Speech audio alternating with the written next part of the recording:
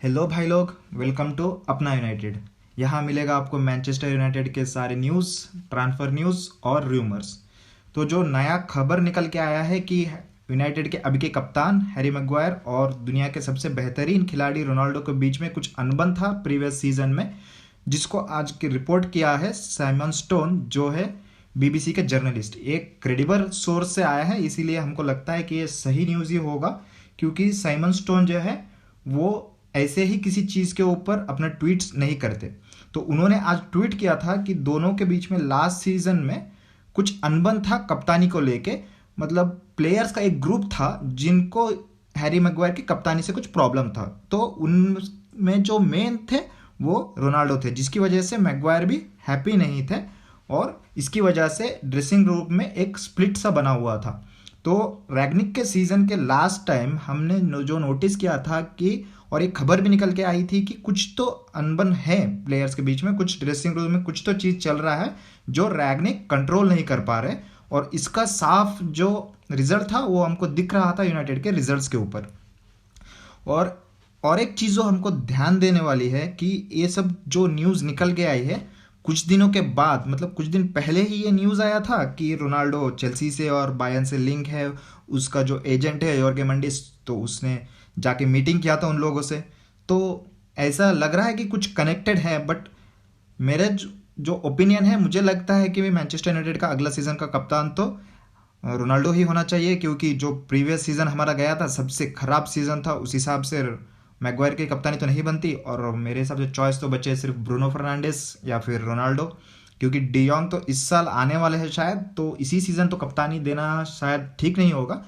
तो मेरे को तो लगता है कि रोनाल्डो ही कप्तान होना चाहिए। आपका जो थॉट्स और जो आपका ओपिनियन है वो आप कमेंट्स में बता दीजिए। तो एक अपडेट जो था यूनाइटेड का एंटोनी के रिलेटेड, कि यूनाइटेड अपना जो एंटोनी के ट्रांसफ़र का जो कॉन्टैक्ट है आयाक्स के साथ वो फिर से दोहराएगा, मतलब फिर से जाएगा कांटेक्ट करने। बट अभी फिलहाल तो उनका पूरा ध्यान फ्रैंकी डियोंग के डील के ऊपर है, जिसको कंप्लीट करने के बाद वो बाकी सारे ट्रांसफ़र के टारगेट्स के ऊपर फोकस करेंगे, मेनली एंटोनी और टिम्बर के डील के ऊपर। तो जो पिछले कुछ दिनों से रिपोर्ट आ रहा था कि मैनचेस्टर यूनाइटेड ने डील जो है वो अग्री कर लिया है बार्सिलोना से, अराउंड 69 मिलियन पाउंड्स। कुछ कुछ तो बोल रहे हैं कि 65 मिलियन यूरोस या फिर 80 million euros plus add ons. तो एग्जैक्ट फिगर तो हम लोगों को अभी तक पता नहीं है, बट जो रिपोर्ट ज़्यादातर आ रहा है कि 69 मिलियन पाउंड में डील कंफर्म हो जाएगा, जो अराउंड बनता है 80 मिलियन के आसपास। तो जो हमारे और एक प्री सीजन पिर्लो है, जो ब्राज़ील में फ्लामिंगो के साथ अपना लोन ख़त्म करके वापस आ चुके हैं, तो फुलहैम जो अभी प्रमोट होके आई है वो उनके साथ डील करना चाहती है मैनचेस्टर यूनाइटेड के साथ एंड्रेस परेरा को लेकर। तो उन्होंने एक बिड प्रेजेंट किया है 10 million euros plus 3 million add ons का। तो यूनाइटेड जो है वो डील के लिए राजी है, पर अभी वो वेट कर रहे हैं एंड्रेस परेरा के डिसीजन का। और जो फुलहैम का मैनेजर है मार्को सिल्वा, वो खुद बात करना चाहते हैं परेरा से। तो देखते हैं कि इस डील को क्या होगा कुछ दिनों के बाद। और जो हमारे सबसे घनिष्ठ मित्र आर्सेनल, जो इतने दिनों तक हमारे साथ साथ ही चल रहे थे, दोनों एक साथ एक ही लौका पे जैसे डूब डूब के जा रहे थे, अचानक पता नहीं उनको कौन सा दादाजी का खजाना लग गया। सारे प्लेयर्स के ऊपर धनाधन साइनिंग पे ऊपर साइनिंग करे जा रहे हैं। उन्होंने फैबियो बिएरा का कर लिया साइनिंग, अभी गैब्रियल जेसुस का भी होने वाला है, हेरवी को तो हो गया।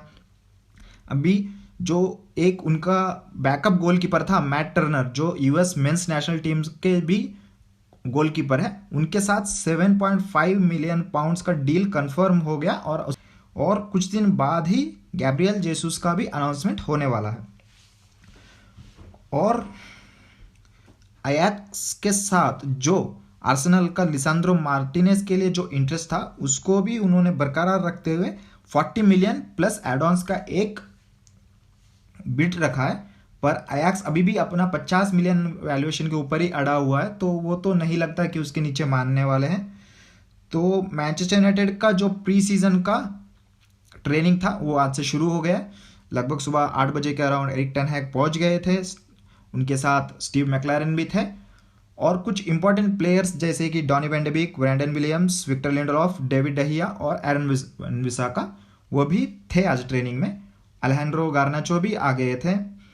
तो वान-बिसाका तो रिपोर्ट आ रहा था कि शायद यूनाइटेड उनको इस सीज़न बेच दे और किसी और दूसरे राइट बैक के लिए जाए, पर फिलहाल के लिए तो ट्रेनिंग कर रहे हैं। देखते हैं आगे क्या उनका डील होगा या नहीं। तो आज के लिए फ़िलहाल इतना ही। अगर आपको ये कंटेंट अच्छा लगा तो लाइक, शेयर एंड सब्सक्राइब कर दीजिए हमारे चैनल को, और ऐसे नए नए अपडेट मिलते रहेंगे। मिलेंगे अगले वीडियो में। चाओ।